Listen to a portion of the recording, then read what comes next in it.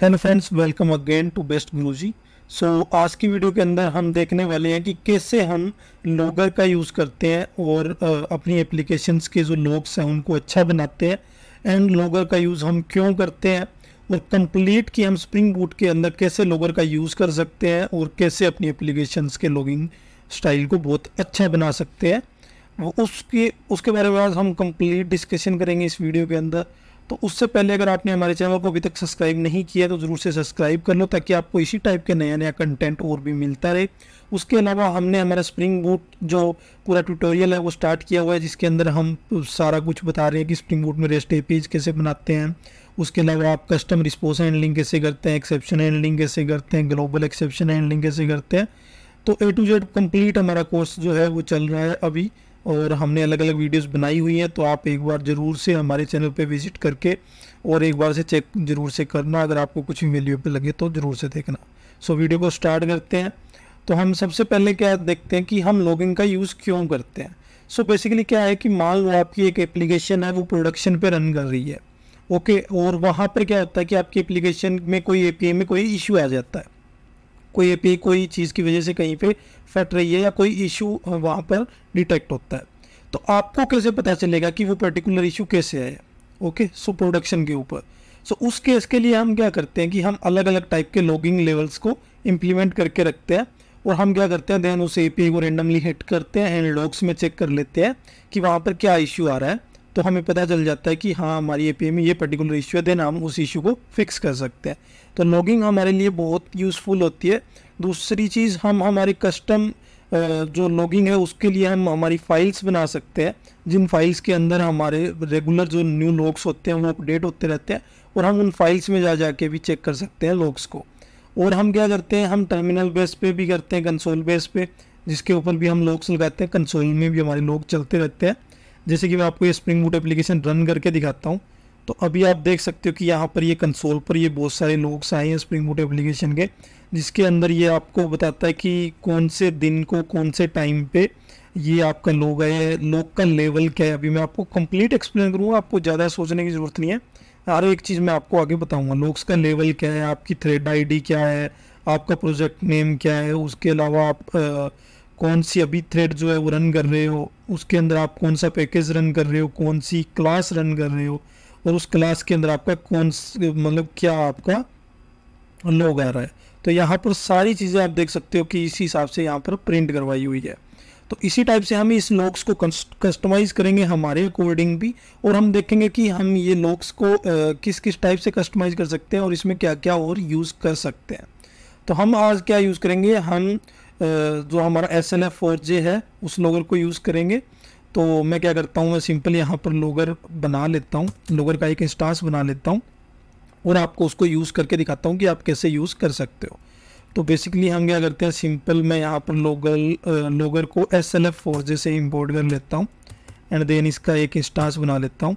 और ये इंस्टांस मैं सिर्फ मेरी एक क्लास के लिए बना रहा हूँ, मुझे क्या अलग अलग क्लासेस में अपना अलग अलग लॉगर इनिशियलाइज करना होगा, ताकि क्या हो कि एक लॉगर से दूसरे लॉगर के अंदर कुछ भी मिसमैच ना हो। वो मैं अभी आपको दिखाऊंगा कि कैसे मिसमैच होता है और कैसे वो दिक्कत आती है, तो वो भी आपको ना आए। इसलिए हम यहाँ पर क्या करते हैं, इसको प्राइवेट बना लेते हैं ताकि यही क्लास इसको यूज़ कर पाए, ओके। एंड इसके अंदर हम कहीं भी इसको यूज़ कर पाए, इसलिए हम इसको स्टैटिक बना लेते हैं, ओके। देन मैं आता हूँ लॉगर इज इक्वल टू, अब यहाँ पर मुझे यूज़ करनी होती है लॉगर फैक्ट्री। तो लॉगर फैक्ट्री है जो SLF4J पैकेज से मुझे मिलती है। ये मुझे क्या करती है कि लॉगर फैक्ट्री हमें पर्टिकुलर क्लास के लिए लॉगर मेथड प्रोवाइड करवाती है। तो यहाँ से हमें गेट लॉगर उसका मेथड मिल जाता है, और यहाँ पर मुझे क्या प्रोवाइड करवाना होता है कि किस क्लास के लिए मैं यहाँ पर लॉगर बना रहा हूँ। तो जब जैसे मैं अपने यूज़र कंट्रोलर के लिए यहाँ पर लॉगर बना रहा हूँ, तो मैं यूज़र कंट्रोलर यहाँ पर प्रोवाइड करवा देता हूँ।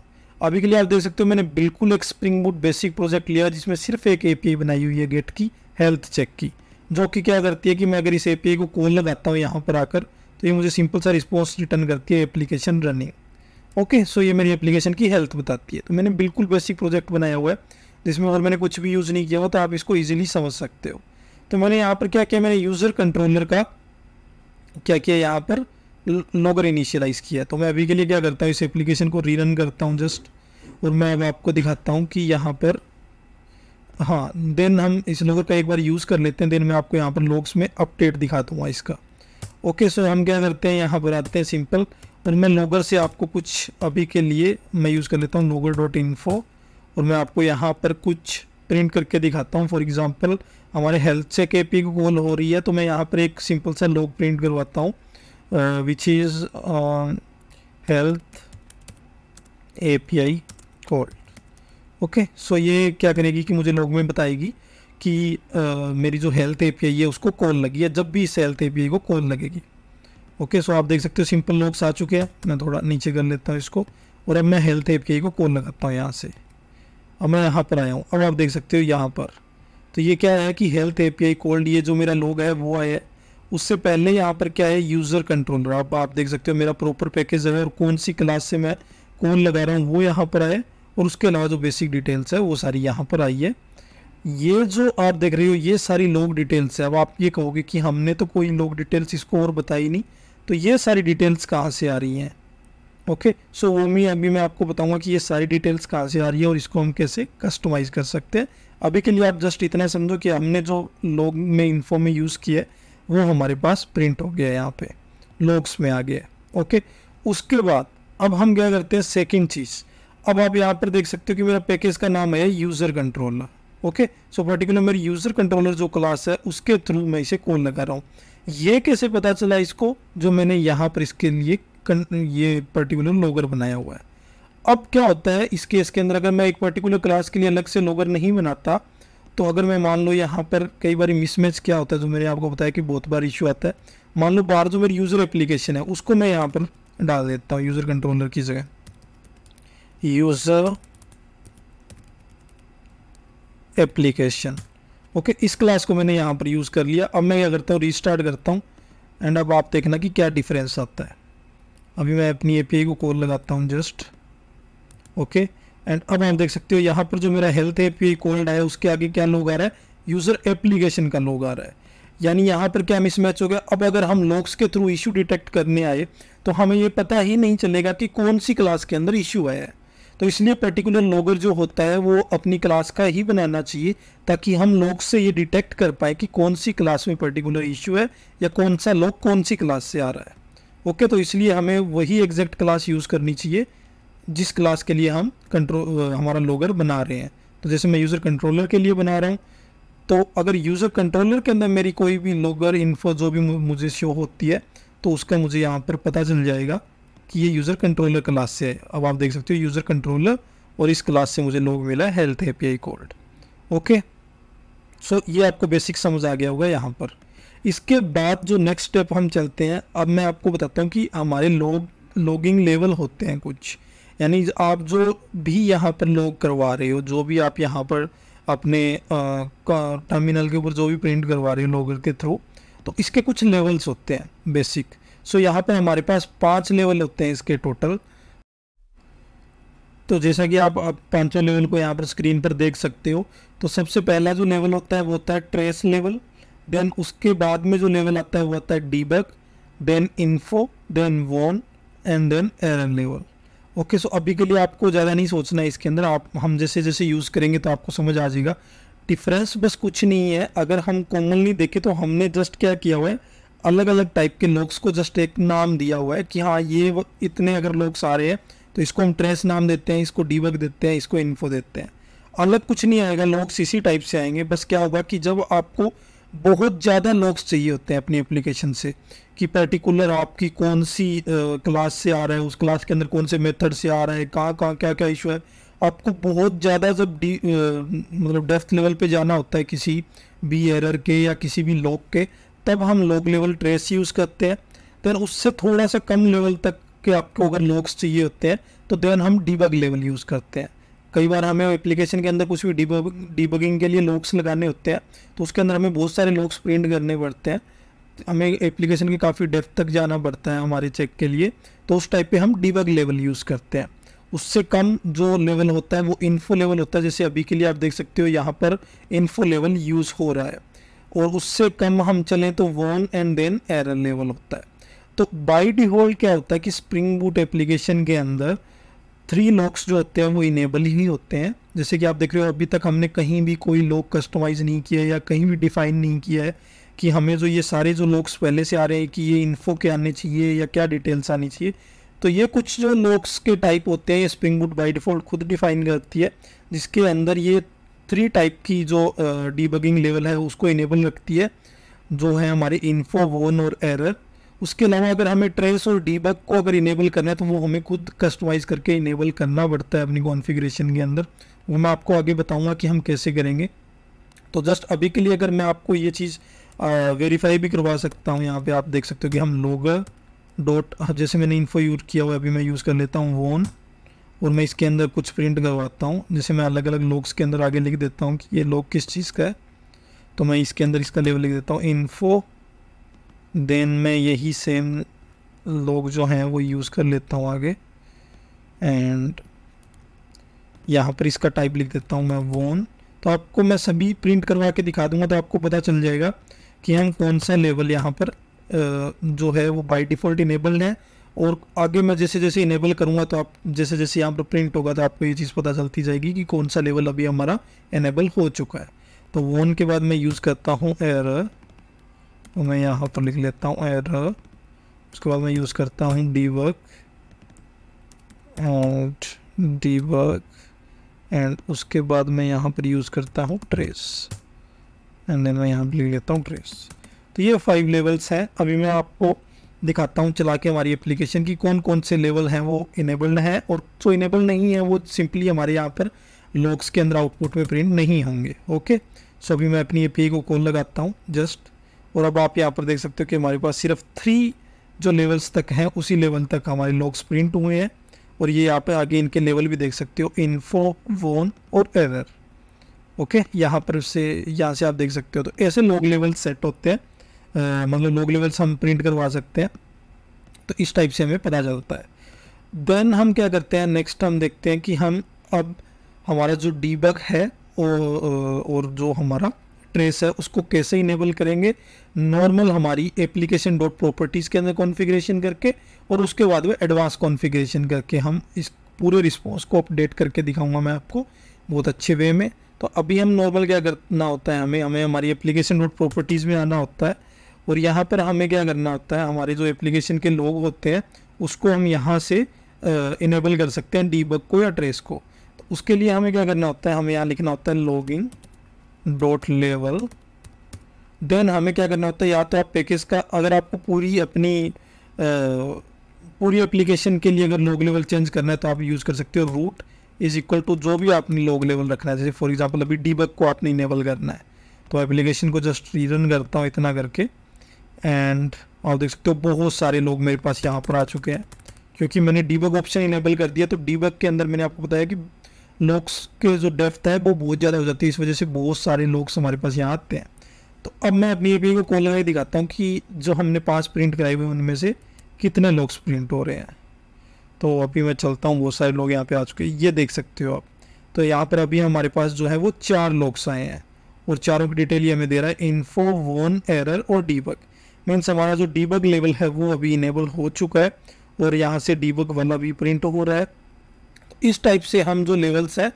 अब एक चीज़ और यहाँ पर आपको समझनी होगी कि मान लो अगर बाय डिफ़ॉल्ट 3 तो इनेबल नहीं है, देन क्या होता है कि फॉर एग्जांपल मैं डीबग को इनेबल करता हूँ, तो डीबग और डीबग से नीचे वाले जितने भी लेवल है, फॉर एग्जांपल डीबग से नीचे जो भी हमारा एरर है और ओवल हमारे जो बचे हुए 3 लेवल्स हैं, वो तीनों लेवल हमारा एरर, वॉन और इन्फो तीनों बाय डिफ़ॉल्ट उसके साथ ही काउंट होंगे कि आप मैक्सिमम डीबग लेवल तक जा सकते हो। देन डीबग के बाद जो भी लेवल्स है वो लेवल्स उसमें ऑटोमेटिकली इंक्लूड हो जाते हैं।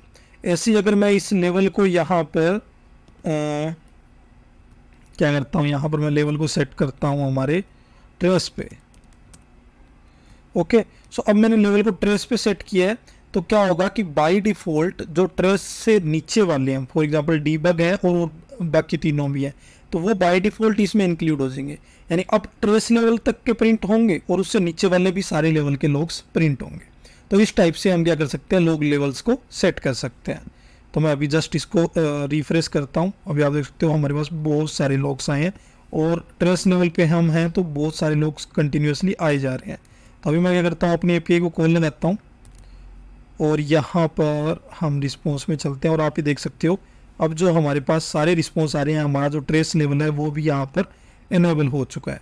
तो इस टाइप से आप क्या कर सकते हो कि अब देखो आप ट्रेस लेवल जैसे मैंने इनेबल किया और डीबग लेवल इनेबल किया, यहाँ पर मेरे पास कंटिन्यूसली लॉग्स आ ही रहे हैं जिसके अंदर मुझे ये बता रहा है कि कौन सी प्रोसेस मेरी चल रही है अभी, उसकी क्या आईडी है, उसका क्या एक्सपायरी टाइम है, उसका की काउंट, मुझे बहुत सारी डिटेल्स यहाँ डीबग में मिल रही है जो अननेसेसरी अभी मुझे उसकी ज़रूरत नहीं है।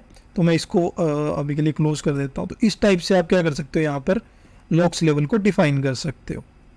नेक्स्ट अब हम क्या करेंगे कि हमारी खुद की XML फाइल बनाएंगे और उसके अंदर हमारे खुद के कस्टम लॉग्स जो हैं वो हम डिफाइन करेंगे, खुद की कस्टम लॉग लेवल डिफाइन करेंगे और किस टाइप का लॉग हमारे जो टर्मिनल के अंदर है वो प्रिंट होना चाहिए। जैसे अभी जो ये लॉग्स प्रिंट हो रहे हैं तो इनका टाइप भी हम यहाँ पर चेंज करेंगे। 1 सेकेंड, तो इनका टाइप भी यहाँ पर चेंज करेंगे और हमें क्या प्रिंट करवाना है, हम लॉग्स में वही चीज़ें प्रिंट करवाएंगे। ओके, एंड ऑल्सो हम क्या करेंगे, हम लॉग्स को एक फाइल में भी इंक्लूड करेंगे ताकि हम फाइल के थ्रू लॉग्स को रीड कर पाए। ओके, देन मैं इसको अभी के लिए बंद कर देता हूँ और मैं क्या करता हूँ, इसको अभी के लिए मैं यहीं पे ले आता हूँ रिसोर्सेज, इसको अभी के लिए मैं कमेंट कर देता हूँ। ओके, देन मैं आता हूँ अपने रिसोर्सेज के अंदर और मैं यहाँ पर क्या करता हूँ, अपने लॉग लेवल के लिए एक यहाँ पर logback.xml की फाइल बना लेता हूँ जिसके अंदर मैं अपने लॉग्स को डिफाइन करूँगा। ओके, देन मैंने यहाँ पर फाइल बना ली है। अब मुझे इसके अंदर बेसिक चीज़ें हैं जो डिफ़ाइन करनी होंगी ताकि मैं अपने लॉग्स को कस्टमाइज़ कर सकूँ। तो मैं सबसे पहले यहाँ पर यूज़ करूँगा कॉन्फ़िगरेशन। बेसिक अभी आपको लॉग लेवल स्किन की ज़रूरत नहीं है। देन कॉन्फ़िगरेशन, देन हम क्या करते हैं, हमारी कॉन्फ़िगरेशन के अंदर हम हमारे इनकोडर और अपेंडर्स बनाते हैं। तो वो मैं आपको बता देता हूँ कि कैसे बनाएंगे हम और उनमें क्या डिफरेंस है। आपको जस्ट अभी एक बार देखना है, मैं आपको सारी चीज़ें समझाऊँगा। तो आप देख सकते हो मैं यहाँ पर क्या कर रहा हूँ, अपेंडर बना रहा हूँ। तो अपेंडर बेसिकली क्या करता है कि हमारा जो लॉग लेवल है वो क्या रिस्पॉन्ड करेगा वो हमारा अपेंडर डिफाइन करता है। यानी हम अपेंडर के थ्रू डिफाइन करेंगे कि हमारा जो लॉग है उसमें क्या रिटर्न होगा। ओके, सो मैं क्या करता हूँ, यहाँ पर अपेंडर को कोई नाम दे लेता हूँ, तो ताकि कुछ भी आप नाम दे सकते हो जिससे आप इसको आइडेंटिफाई कर पाओ। तो मैं बेसिकली एक अपेंडर बनाता हूँ और इसको मैं नाम दे देता हूँ जो मुझे किस लेवल पे, कंसोल लेवल का मैं अपेंडर बना लेता हूँ अभी के लिए। जो चीज़ें मुझे कंसोल पे प्रिंट करवानी होगी तो मैं यहाँ बना लेता हूँ एक कंसोल और अपेंडर, कुछ भी नाम आप रख सकते हो। तो मैं अभी के लिए जस्ट ये चीज़ है कि मुझे कंसोल में क्या प्रिंट करवाना है उसके लिए ये वाला अपेंडर बना रहा हूँ। सेम आप क्या कर सकते हो कि एक अपेंडर बना सकते हो कि आपको फाइल में क्या क्या लॉग्स डलवाने हैं। ओके, सो मैं फाइल अपेंडर भी यहाँ पर बना लेता हूँ। तो मैं 2 अपेंडर बना रहा हूँ। देन मुझे बताना होगा कि ये अपेंडर है ये कौन सी क्लास से बिलोंग करते हैं, लॉगर के। ओके, सो उसके लिए मैं क्या यूज़ करता हूँ, लॉगर का पैकेज यूज़ करता हूँ, दैट इज ch.qs.logback.core और ये हमें यहाँ से क्या करता है, कंसोल अपेंडर मेथड प्रोवाइड करवाता है। ओके, कंसोल अपेंडर मैं कह सकता हूँ क्लास प्रोवाइड करवाता है। तो इसके थ्रू हम क्या कर सकते हैं कि कंसोल के जो लॉग्स हैं उनको कस्टमाइज कर सकते हैं अपेंडर बना के। सेम हम फाइल के लिए भी कर सकते हैं। तो यहाँ पर भी मैं क्लास इसकी डिफाइन कर देता हूँ, सेम पैकेज। Okay, logback.core.file अपेंडर। तो आपको नॉर्मल अपेंडर बनाने हैं जिनसे आप क्या करोगे कि आप जो भी अपेंड करवाना होगा, जिस भी टाइप के अपेंडर्स आप बनाना चाहते हो यहाँ पर बना सकते हो। उसके बाद हमें क्या करना होता है कि हमें इन अपेंडर्स के अंदर हमारे इनकोडर डिफाइन करने पड़ते हैं। ओके, सो इनकोडर बेसिकली हम किस चीज़ के लिए यूज़ करते हैं कि हमें जो हमारा डेटा है वो किस टाइप का दिखाना है। अभी आपको समझ आ जाएगा जैसे मैं आपको करवाऊँगा। 1 सेकेंड, इनकोडर। ओके, और इनकोडर के अंदर आप क्या कर सकते हो कि आप बहुत सारे पैटर्न्स को यूज़ कर सकते हो। सो बेसिकली इनकोडर में हम क्या करते हैं कि हमारे पैटर्न्स डिफाइन करते हैं कि हमारा जो डेटा है, जो हमारे लॉग में जो रिटर्न होगा, जितना भी डेटा वो किस फॉर्मेट में होगा। तो इसमें हम जस्ट हमारा फॉर्मेट डिफाइन करते हैं।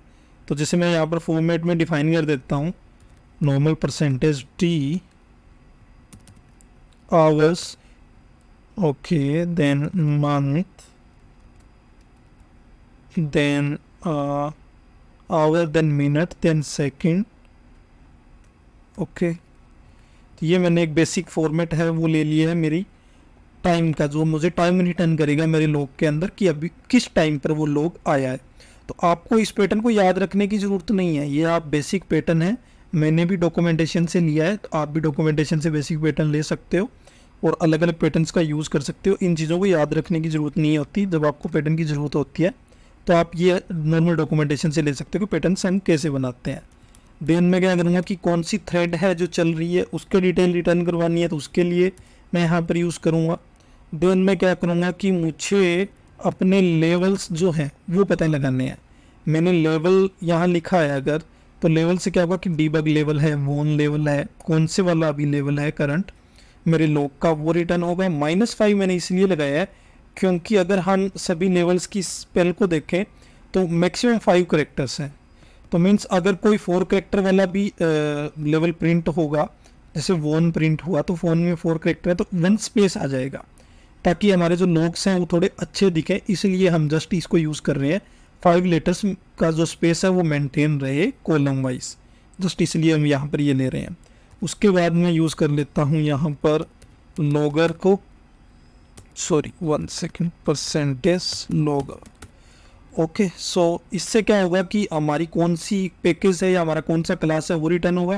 देन उसके अंदर मैं जस्ट एक रैंडम करेक्टर, इसको 36 मैंने करेक्टर दे दिए, यानी 36 करेक्टर तक की हमारा जो पैकेज है वो रिटर्न प्रिंट होगा, ताकि लॉग ज़्यादा बड़ा ना हो, ओके। देन लॉग के अंदर क्या हमारा मैसेज है उसको प्रिंट करवा लेते हैं। तो मैं जस्ट लिखता हूँ परसेंटेज मैसेज परसेंटेज n, और अब क्या होगा यहाँ पर मतलब नंबर आ जाएगा, ओके। सो नॉर्मल मेरा सॉरी परसेंटेज n मैंने क्यों लगाया, ताकि मैं नेक्स्ट लाइन के ऊपर यहाँ पर रिटर्न कर सकूँ, यानी मेरा जस्ट कर्सर जो है या जो लॉग है वो नेक्स्ट लाइन पे मूव हो जाए, ओके। और परसेंटेज मैसेज से मुझे यहाँ पे मैसेज मिल जाएगा। तो ये बेसिक फॉर्मेट आपको याद रखने की ज़रूरत नहीं है, आप जस्ट इसको डॉक्यूमेंटेशन से भी ले सकते हो, ओके। तो अब हम चलते हैं हमारे फाइल के लिए भी हम इनकोडर बनाते हैं। तो उसके लिए हम क्या करते हैं, सिंपल इनकोडर, ओके। और इनकोडर के अंदर भी हम सेम पैटर्न है वो फाइल वाले के लिए भी यूज़ कर लेते हैं, जो फाइल्स में लोग आएंगे उसके लिए। साथ में हमें क्या करना होगा, अगर हमें फाइल में सेव करवाना है तो हमें यहाँ पर फाइल का पाथ भी देना पड़ेगा, ओके। सो मैं इसको ऊपरी डिफाइन कर लेता हूँ, फाइल पाथ को सबसे अबव में डिफाइन करना होता है। सो मैं यहाँ पर फाइल को डिफाइन कर लेता हूँ और इसके अंदर सिंपल मेरी फाइल का पाथ दे देता हूँ कि मुझे कहाँ पर फाइल बनानी है। तो अभी के लिए मैं माई लॉग्स नाम से फाइल बना लेता हूँ, mylogs.log। तो ये फाइल मैं यहाँ पर नॉर्मल बना लेता हूँ, जो मैं अभी यहाँ पर रूट पाथ पर बन जाएगी, ओके। सो बेसिक मैंने फाइल का कोई भी नाम दे दिया। अगर आपको फाइल कहीं भी पर भी सेव करवानी हो तो आप उसका पाथ यहाँ पर दे सकते हो प्रॉपर, उस पाथ पर वो फाइल सेव हो जाएगी लॉग्स वाली, और उसके अंदर लॉग्स जो भी नए लॉग्स आएंगे वो अपडेट होते रहेंगे। तो अभी आप देख सकते हो कि मैंने 2 अपेंडर तो अपने डिफाइन कर लिए, यहाँ पर कंसोल का अपेंडर डिफाइन कर लिया और फाइल अपेंडर डिफाइन कर लिया, लेकिन इनको यूज़ कहाँ किया मैंने, अभी मैंने यूज़ तो नहीं किया, ना ही मैंने कोई अपना लॉगिंग लेवल यहाँ पर डिफाइन किया। तो इनको यूज़ करने के लिए मुझे क्या करना होगा, अपना पाथ देना होगा। फॉर एग्जांपल मुझे रूट के लिए यूज़ करने हैं, तो मैं यहाँ पर ले लेता हूँ रूट, देन मैं लेवल डिफाइन कर देता हूँ कि मुझे किस लेवल के लिए यूज़ करने हैं। तो अभी के लिए मैं लेवल रख लेता हूँ इन्फो, 1 सेकेंड, ओके। अभी के लिए मैं इन्फो लेवल रख लेता हूँ, आप कोई भी लेवल रख सकते हो। और उसके अंदर हमें क्या करना है, 1 सेकेंड, रूट, ओके। सो अब यहाँ पर हमें डिफाइन करना होगा, 1 सेकेंड, हमें ये कॉन्फ़िगरेशन के अंदर बनाना है, तो मैं इसको कॉन्फ़िगरेशन को नीचे रख लेता हूँ। तो यहाँ पर हम डिफाइन करेंगे कि हमें कौन कौन से हमारे लोग, हम यहाँ पर मल्टीपल अपेंडर बना सकते हैं कॉन्फ़िगरेशन में, जितने अपेंडर हम चाहें उतने अपेंडर बना सकते हैं।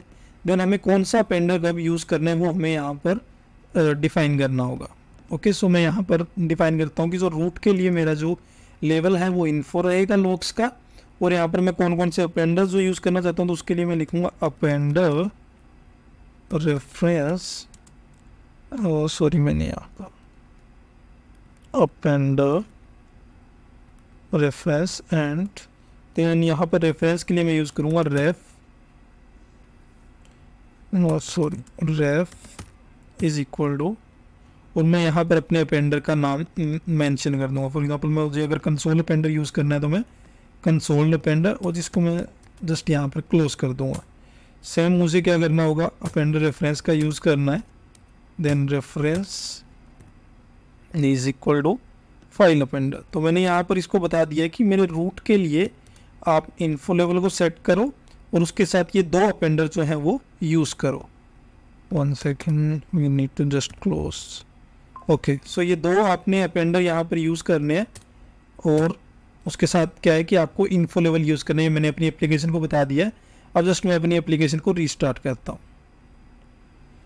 ओके, सो अभी हम क्या करते हैं, हमने जैसे एप्लीकेशन को रीस्टार्ट कर लिया हमारी को, अब हम इसको कोई एपीआई को हिट करते हैं। तो आप देख सकते हो कि मैंने नॉर्मली अपनी एपीआई को हिट किया है। तो यहाँ पर अभी बेसिक लेवल इन्फो लेवल तक के अगर लॉग्स हैं तो इन्फो वन और एरर जो बाय डिफ़ॉल्ट इनेबल है उनके लॉग्स आ चुके हैं। उसके अलावा आप देख सकते हो यहाँ पर मेरी माई लॉग्स डॉट लॉग फाइल भी बन चुकी है, और इसके अंदर भी मेरे यहाँ पर सारे लॉग्स आ चुके हैं। उसके अलावा आप देख सकते हो हमने क्या फॉर्मेट रखा था, वो फॉर्मेट आ रहा है यहाँ पर। हमने आवर्स का, मिनट्स का, सेकंड्स का और मिली सेकेंड का यहाँ पर जो फॉर्मेट रखा था वो यहाँ पर आ चुका है। उसके बाद में हमारा थ्रेड आ चुका है कि कौन सी थ्रेड रन हो रही है। उसके बाद हमारा लेवल आ चुका है। मैं आपको साथ में लॉग बैक में ले चलता हूँ, ये देख सकते हो आप। ओके, सो सबसे पहले मैंने जो फॉर्मेट में टाइम डाला था वो टाइम यहाँ पर आ चुका है। उसके बाद थ्रेड कौन सी थी वो थ्रेड यहाँ पर आ चुकी है। उसके बाद में आप देख सकते हो लेवल, तो वो लेवल यहाँ पे आ चुका है। अब आप देखो मैंने यहाँ -5 क्यों यूज़ किया था, क्योंकि ये इन्फो है, इन्फो ये तो 4 लेवल है, लेकिन आप जैसे एरर आ गया ये 5 है। तो ये देखो यहाँ पर एक स्पेस जो है वो मेंटेन हो रहा है, वो उनके आगे आप देख सकते हो ये वाला एक स्पेस ऐसे इन्फो के आगे। तो ये एक लाइन में, एक कॉलम में रहेंगे तो अच्छे लगते हैं, इस वजह से मैंने जस्ट यूज़ किया। आप चाहो तो मत यूज़ करो चाहे उसको। उसके बाद में लॉगर, हमारा जो है लॉगर की जो इन्फो है वो यहाँ पर आ गई। जैसे मैंने यूज़र कंट्रोल में लॉगर बनाया हुआ था तो उसकी डिटेल मेरे पे यहाँ पर आ गई है। और उसके बाद में जस्ट मैसेज क्या है वो यहाँ पर आ गया। ओके, कंप्लीट मैसेज जो मैंने प्रिंट करवाया था, और उसके बाद जस्ट नेक्स्ट लाइन में ये टर्मिनेट हो जाता है। तो यहाँ से आप देख सकते हो लॉक्स आ चुके हैं। जस्ट मेरी अगर माई लॉक के अंदर मैं भी चलूँ तो इसके अंदर भी लॉक्स आ चुके हैं। तो आप इस टाइप से फाइल के अंदर लॉक्स को सेव कर सकते हो। नेक्स्ट आप क्या कर सकते हो कि आपकी जो फाइल है इसको आप कस्टमाइज और बना सकते हो। फॉर एग्जांपल आप अलग अलग चीज़ें सेट कर सकते हो इसके अंदर कि आपकी जो फाइल है उसका नाम, जो मल्टीपल फाइल कैसे क्रिएट करनी है, आपको फाइल साइज़ कितना रखना है। फॉर एग्जांपल आपकी फ़ाइल अगर आपने रखा कि 100 MB से बड़ी अगर फाइल हो तो देन नेक्स्ट फाइल बनाओ, यानी आप एक फाइल के अंदर 100 MB से ज़्यादा डेटा मत सेव करो। उसके अलावा आप हिस्ट्री मैनेज कर सकते हैं कि आपको मान लो जैसे आपकी 5 फाइल्स जो है कंप्लीट हो जाती है तो आप प्रीवियस 5 को रिमूव कर दो। ओके, सो मतलब आपको लेटेस्ट 5 फाइल्स के लोग ही रखने हैं, प्रीवियस लोग अगर आपको नहीं रखने तो आप मेमोरी ऑप्टिमाइजेशन के लिए इन चीज़ों को भी यूज़ कर सकते हो। तो वो कैसे यूज़ करना है, उसके लिए हमें क्या करना है, सिंपल हमारी जो फाइल अपेंडर है उसके लिए हम यूज़ करते हैं रोलिंग फाइल अपेंडर को। सो वो हम कैसे करते हैं, रोलिंग पैकेज का यूज़ करते हैं और इसके अंदर हमें एक क्लास मिलती है रोलिंग फाइल अपेंडर नाम से। तो इससे हम क्या कर सकते हैं कि हमारी रोलिंग फाइल की जो हम कह दें कि कस्टमाइजेशन है उसको हम यहाँ पर डिफ़ाइन कर सकते हैं। फाइल के बहुत सारे हमें जो मेथड्स हैं वो यहाँ पर मिल जाएंगे। तो मैं क्या करता हूँ, सिंपली इसकी पॉलिसी को डिफ़ाइन करता हूँ कि मुझे क्या क्या करवाना है रोलिंग फाइल से। तो मैं सिंपल इसके लिए यहाँ पर जो क्लास यूज़ करूँगा, क्लास, ओके, सो वो मुझे सेम पैकेज में ही मिलेगी कि उस dot log back dot core dot rolling dot. अब मुझे क्या क्या चीज़ें कस्टमाइज करवानी है। फॉर एग्जांपल मुझे साइज़ का देखना है कि एक मेरा फाइल है उसका मैक्सिमम साइज़ कितना हो सके। उसके अलावा मुझे मान लो फाइल्स जो है वो टाइम के बेस पे भी देखनी है कि अगर इतना टाइम हो जाए देन मेरी नेक्स्ट फाइल बनने लग जाए, तो मैं वो चीज़ें यहाँ पर लगा सकता हूँ। तो मैं फॉर एग्जांपल अभी के लिए मैं यूज़ कर लेता हूँ, आपको बहुत सारी क्लासेस यहाँ मिल जाएगी। मैं साइज़ एंड जो टाइम बेस्ड रोलिंग पॉलिसी आप ये देख सकते हैं क्लास, इसको यहाँ पर यूज़ कर लेता हूँ, जो मुझे बेसिक मेरी रिक्वायरमेंट है वो कंप्लीट कर देगी। उसके अलावा आपने और भी चीज़ें अगर अपडेट करनी है तो आप उस टाइप की क्लासेस यहाँ पर यूज़ कर सकते हो। तो मैं जस्ट यहाँ पर क्या करता हूँ, मैक्स फाइल साइज नाम से बना लेता हूँ और इसके अंदर मैं कर सकता हूँ मेरी फाइल का मैक्सिमम साइज़ मैं यहाँ पर डिफ़ाइन कर सकता हूँ। फॉर एग्जांपल मैंने 5 का साइज़ रख लिया 1 MB। कि अगर 1 MB से बड़ी मेरी फाइल नहीं बनेगी, जैसे 1 MB साइज़ कंप्लीट होगा मेरी न्यू फाइल बन जाएगी। ओके, देन मैं क्या कर सकता हूँ कि मैक्स हिस्ट्री। ओके, तो मैक्सिमम हिस्ट्री के अंदर हम क्या कर सकते हैं, हम ये चीज़ देख सकते हैं कि मुझे मैक्सिमम कितनी फाइल्स हैं वो अपने पास मेंटेन रखनी है। उससे ज़्यादा अगर फाइल होंगी तो जो सबसे ओल्डेस्ट फाइल्स होंगी वो डिलीट हो जाएंगी। फॉर एग्जांपल मैं अभी के लिए रख लेता हूँ कि मुझे 2 फाइल रखनी है, यानी अब जैसे ही तीसरी फाइल बनेगी तो लेटेस्ट 2 फाइल मेरे पास रहेगी और लास्ट वन है वो डिलीट हो जाएगी यहाँ पर, ताकि मैं अपना मेमोरी मैनेजमेंट भी कर सकूँ। ओके, तो मैं जस्ट क्या करता हूँ, मैंने रोलिंग पॉलिसी यहाँ पर डिफाइन कर दी है और अब मैं जस्ट अपने मैं एक चीज़ और भी कर सकता हूँ यहाँ पर, मैं अपना फाइल का जो नाम है उसको भी यहाँ पर क्या करूँगा, जो मुझे 2 या 3 फाइल बनानी है तो मेरे पॉलिसी को पता कैसे लगेगा कि वो फाइल्स के नाम क्या क्या है। तो मैं इसको एक पैटर्न दे देता हूँ नॉर्मल, जिससे क्या होगा कि ये आइडेंटिफाई करता रहेगा कि जो ओल्डेस्ट फाइल है और नई फाइल हैं उनके नाम क्या है, क्योंकि सभी फाइल्स के नाम तो अगर सेम पाथ पर हैं तो अलग अलग बनेंगे, सेम पाथ पर सेम नाम से फाइल तो नहीं हो सकती। तो इस वजह से मैं यहाँ पर फाइल नेम पैटर्न भी डिफाइन कर देता हूँ कि मेरी फाइल्स का जो पैटर्न है वो किस टाइप का होना चाहिए। ओके, सो मैं क्या करता हूँ, अपनी फाइल का नाम लेता हूँ यहाँ से माई लॉग्स।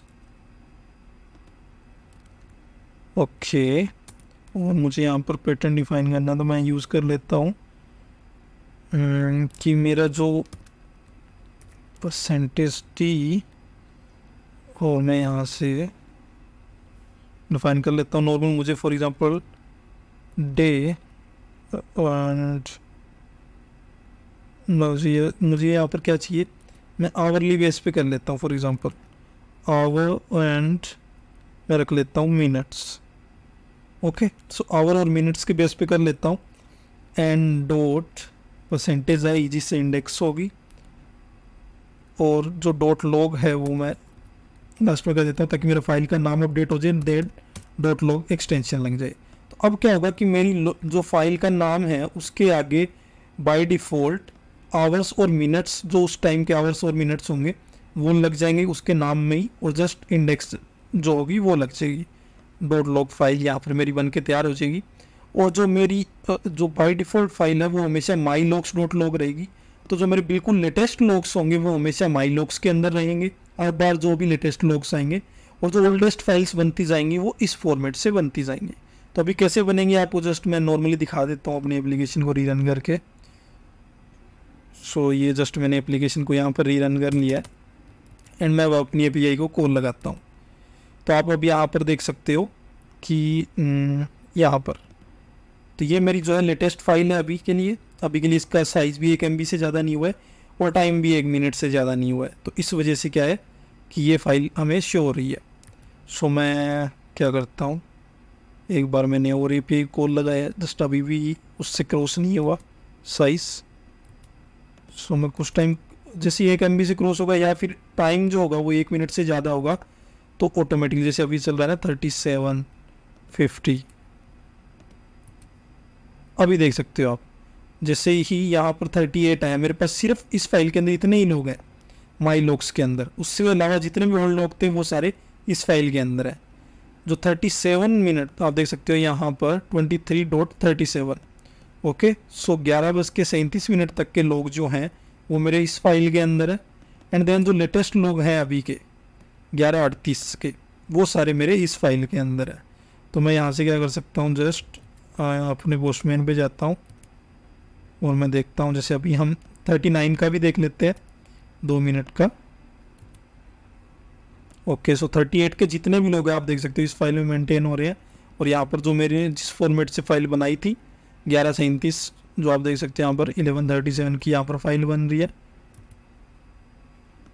ये 50 सेकेंड 54 57 और जस्ट अब करते हैं हम क्लिक, तो आप देख सकते हो यहाँ पर 11:39 के जो लोग हैं जस्ट हो रहे हैं, और यहाँ पर 37 और 38 की फाइल मेंटेन हो गई है।